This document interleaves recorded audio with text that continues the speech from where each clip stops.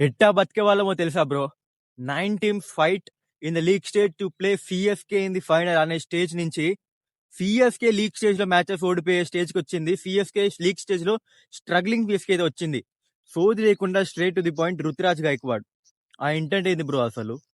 12 overs దాకా ఎవడన్నా anchoring చేస్తాడా బ్రో? వాళ్ళ ఓపెనర్స్ కి మన ఓపెనర్స్ కి జమీన్ ఆస్మాన్ ఫరక్ ఉంది బ్రో. వాళ్ళ పంజాబ్ అనే కాదు, మిగతా టీమ్స్ ఓపెనర్ చూసుకోండి బ్రో, మీరు ఎట్లెట్లున్నారో, ఎట్లెట్ ఇంటెంట్ చూపిస్తున్నారు.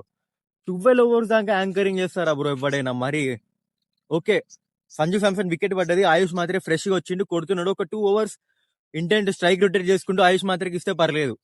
12 ఓవర్స్ దాకా 8-9 ఓవర్స్ తర్వాత మనం 1 వికెట్ లాస్ ఉండే అక్కడి నుంచి మనం 210 బ్రో కొడితే, ఆ 210 కూడా ఎట్లొచ్చిందో నేను మీకు చెప్తా. రుతురాజ్ గైక్వాడ్ గురించి మాట్లాడుకోవాలి. ఇంటెంట్ అయితే చెత్త వేస్ట్ ఇంటెంట్ అది. ఇప్పుడున్న జనరేషన్ క్రికెట్ ఆడట్లేదు మనము. మిగతా టీమ్స్ 12 ఓవర్స్ కి 13 ఓవర్స్ కి 130 140 కొడితే మనం 110 90 80 అలా ఆయుష్ మాత్రం లేకపోతే ఆయనతో కొట్టలేకపోయాం మనం. రుతురాజ్ గైక్వాడ్ అయితే చాలా డిసప్పాయింట్ చేస్తున్నాడు గైస్. నాకు మీ అందరికి కొంతమందికి తెలుసు అనుకుంటా రుతురాజ్ గైక్వాడ్ అంటే నాకు ఎంత ఇష్టమో. కాకపోతే ఇలా అయితే ఫుల్ బస్ట్ అవుట్ అవుతున్నాను నేను. నాకైతే అసలు నచ్చట్లేదు అతని ఇంటెంట్. ఆ హంగ్రీనెస్ కనిపించట్లేదు గైస్ నాకు. ఆ కసి, ఆ ఫస్ట్ సీజన్ లో, ఫస్ట్ 3 సీజన్స్ లో ఉన్న కసి, ఆ రన్స్ కొట్టాలి, నేను మ్యాచ్ గెలిపియాలనే కసి కనిపించట్లేదు నాకు. ఇంటెంట్ అంటే ఆ స్ట్రైక్ రొటేషన్ బ్రో. 2026 లో ఉన్నాం బ్రో మనము. ఈ టైంలో కూడా స్ట్రైక్ రొటేట్ చేస్తా నేను. 20 ఓవర్సే ఉన్నాయి మనకి, 50 ఓవర్స్ కూడా కాదు ఇది, 20 ఓవర్సే ఉన్నాయి. 1 లాస్ ఉన్నాం అంతే. 110 120కి 1 వికెట్ ఉంది. అక్కడ కూడా నేను స్ట్రైక్ రొటేట్ చేస్తా. అరే ఏమన్నా స్ట్రైక్ రొటేట్ చేసినందుకు లాస్ట్ వరకు ఉన్నాడా? తొందరగా అవుట్ అయ్యి వెళ్ళిపోయింది కదా. దానికి బదులు ఒక 3-4 సిక్సెస్ 3-4 ఫోర్స్ కొట్టి అవుట్ అయితే మంచిగా ఉండే కదా. ఇంకా టీం కి మంచి స్కోర్ అయితే వచ్చు కదా. ఆ 220 వచ్చింది కూడా సర్ఫరాజ్ ఖాన్ బ్రిలియంట్ ఇన్నింగ్స్ వల్ల. సర్ఫరాజ్ ఖాన్ లేకపోతే ఆయనతో కొట్టే వాళ్ళం కాదు మనం. సర్ఫరాజ్ ఖాన్ వచ్చి ఆ ఇంటెంట్ సిఎస్కే టీమ్ లో ఇద్దరికి మ్యాచ్ గెలవాలనే కసి అయితే నాకు అనిపిస్తుంది కదా. ఒక్కటి ఆయుష్ మాత్రే, ఇంకోటి సర్ఫరాజ్ ఖాన్ నెంబర్ 1. ఎందుకంటే అతను ఫీల్డ్ లో కూడా 100% ఇస్తున్నాడు సర్ఫరాజ్ ఖాన్. నిన్న అతను చేసిన రన్అట్స్ కానీ, ఆ యాటిట్యూడ్, అరే గెలవాలన్న యాటిట్యూడ్ సర్ఫరాజ్ ఖాన్ కనిపిస్తుంది నాకు ఫీల్డ్ లో. మిగతా ఏ ఒక్క ప్లేయర్ కి నాకు మ్యాచెస్ గెలవాలి, సిఎస్కే గెలిపియాలి అన్న కాన్ఫిడెన్స్ కనిపించట్లేదు. అండ్ రుతురాజ్ గైక్వాడ్ క్యాప్టెన్స్ గురించి మాట్లాడుకోవాలి. ఫ్రెష్ గా శ్రేయస్ అయ్యర్ అవుట్ అవుతాడు, నేహల్ వడేరా అవుట్ అవుతాడు. గ్రీఫ్ లోకి వచ్చింది Marcus Stoinis and Shashank Singh, ఇద్దరు న్యూ బ్యాట్స్మెన్స్ ఉన్నారు. మళ్ళీ ఆ defensive around the wicket, over the wicket వచ్చి నేను బౌలింగ్ వేస్తా అనేది షిట్ స్ట్రాటజీ. అది 2010 2019 2000 లో ఉన్న స్ట్రాటజీ, అది డిఫెన్సివ్ స్ట్రాటజీ. ఆ కాలం స్ట్రాటజీ వచ్చి ఇప్పుడు చూపిస్తున్నాను నాకు రుతురాజ్ గైక్వాడ్. అరే శ్రేయస్ అయ్యర్ ఉన్నాడు, నేహల్ వడేరా ఉన్నాడు, ఇద్దరు ఫిట్ బ్యాట్స్మెన్స్ ఉన్నాడు, ఆ స్ట్రాటజీ వర్కౌట్ అయింది, బ్రిలియంట్. అక్కడ మెచ్చుకోవచ్చు. కాకపోతే ఇద్దరు కొత్త ప్లేయర్స్ వచ్చారు, వాళ్ళకి కూడా నేను ఓవర్ ది వికెట్ వచ్చి అరౌండ్ వికెట్ వచ్చి బౌలింగ్ వేస్తా అనేది ఓకే, వేసాడు, ఒప్పుకుందాం. మిస్టేక్స్ అవుతాయి, సరిదిద్దుకోవాలి కదా. వరుసగా 2 4లు పోయినాయి, అయినా అక్కడి నుంచి వస్తున్నాడు బౌలర్. అరే క్యాప్టెన్సీ నువ్వు ఎందుకున్నావు బ్రో? నువ్వు చెప్పాలి కదా. మ్యాట్ హెన్రీ ఆ ఇంటర్నేషనల్ బౌలర్ అంట. అరే ప్రియాన్స్ ఆర్య, ఛే, ఆ పవర్ ప్లే లోనే మ్యాచ్ ఎంత పోయింది గైస్. వాళ్ళ ఓపెనర్స్ ఆడింది ఒకటే పిచ్, మన ఓపెనర్స్ ఆడింది సేమ్ పిచ్. కాకపోతే వాళ్ళు ఎట్లా గంతగనం రన్స్ కొడుతున్నారు, మనం కొట్టలేకపోతున్నాం. ఒక్కడు 300 కొట్టినా మీ బౌలింగ్ కి డిఫెండ్ గా చేయలేరు బ్రో అంటున్నారు.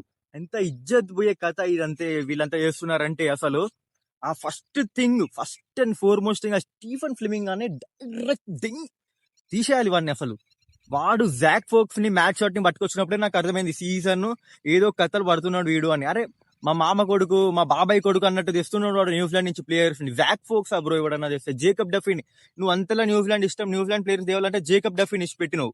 ఆ జాక్ ఫోక్స్ ని ఎట్లా తీసుకొచ్చినావు బ్రో నాకు అర్థం కాదు. డెత్ బౌలింగ్ మొత్తం పెట్టినావు గట్టిగా. డెత్ లో ఎవడున్నాడు బ్రో బౌలింగ్ వేయడానికి?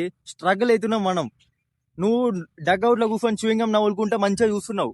ఆ ఫ్యాన్స్ ఎమోషన్స్ తో ఫరక్ పడదు నీకు. ఆ మొత్తం ముసలిలో నింపినావు సపోర్ట్ స్టాఫ్ అంతా. ఒక్కనికన్నా ఇంటెంట్ కనిపించట్లేదు, ఒక్క మైకిల్ అఫీ తప్ప. ఒక్కనికన్నా అసలు ఇంటెంట్ కనిపించట్లేదు. నువ్వు డగ్అవుట్ లో కూర్చుంటావు, చూయింగం నవ్వులుకుంటావు, పోతావు, వస్తావు, డబ్బులు తీసుకుంటావు, తింటావు, కథం, చలో న్యూజిలాండ్ మళ్ళీ. ఫ్యాన్స్ పరిస్థితి ఏంది? ఒక్కడు కూడా అసలు ఇంటెంట్ చూపించట్లేదు బ్రో మ్యాచెస్ గెలవాలని. ఇట్లయితే కష్టం బ్రో అసలు. సిఎస్కే చాలా హోప్స్ ఉండే నాకు ఈ సీజన్, యంగ్స్టర్స్ యంగ్ బ్లడ్ కొడతారు కావచ్చు అని.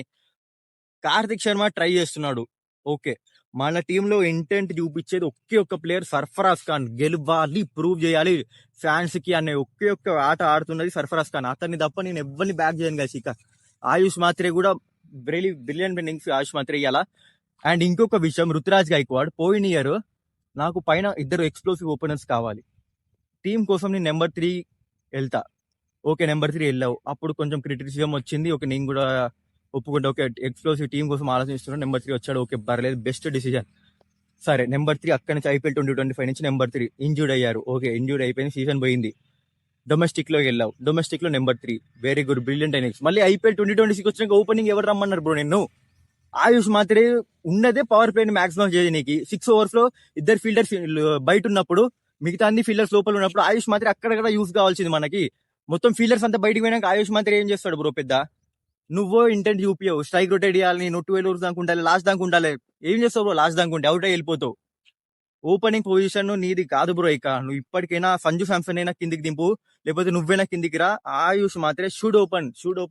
ఆయుష్ మాత్రం ఓపెన్ చేస్తేనే మనకి పవర్ ప్లేలో స్కోర్స్ అయితే వస్తాయి. లేకపోతే పవర్ ప్లేలో అసలు స్కోర్సే రావు బ్రో మనకి. ఇట్లా ఉంటే మనం ఈ సీజన్ కూడా పోయినట్టే బ్రో. నాకు ఇప్పటికేల్సైనా కొంచెం ఇంప్రూవ్ చేస్తే ఏమైనా ఛాన్సెస్ ఉండే. ఛాన్సెస్ లేవు బ్రో. నాకైతే బిలీఫ్ అయితే పోయింది. ఓన్లీ హోప్సే. గెలవాలి, గెలుస్తాం అనే స్టేజ్ నుంచి గెలవాలి, ఎట్లయినా గెలవాలి అనే స్టేజ్కి అయితే తీసుకొచ్చారు వీళ్ళు. సో ఇంకా 2024 ఆర్సీబీ లెక్క మనకి ఏమైనా లక్ గోల్ కలిసి వచ్చి వాళ్ళ బౌలింగ్ కూడా అప్పుడు షిట్ బౌలింగ్, మన బౌలింగ్ కూడా ఇప్పుడు షిట్ బౌలింగ్ అప్పుడు 2024 లో. సో అలా ఏమైనా లక్ కలిసి వచ్చి ఏమైనా మ్యాజిక్ అయితే తప్ప మనమైతే ఈ సీజన్ కష్టమే బ్రో. నాకైతే ఇంకా హోప్స్ పోయినాయి. Only just as a fan గా చూస్తా. జస్ట్ యాజ్ అ ఓకే గెలిస్తే హ్యాపీ, లేకపోతే లైట్ అంతే. ఇక ఎమోషన్స్ చూపించుకుంటూ వీళ్ళతో ఇంటెంట్ లేని వాళ్ళతో ఏం ఊరుతాం బ్రో మనం? అసలు వేస్ట్. అసలు మీరేమనుకుంటున్నారు? ఇంకా గెలిచే ఛాన్సెస్ ఉన్నాయా, లేకపోతే ఎట్లా గెలుస్తుంది అని కమెంట్ సెక్షన్ లో చెప్పండి. డెవాల్ బెర్వీస్ వస్తాడు కావచ్చు సండే, చూడాలి. సో ప్లేయింగ్ 11 అయితే కమెంట్ చేయండి గైస్ ఆర్సీబీతోని. నెక్స్ట్ వెళ్దాం అంతవరకు బాయ్.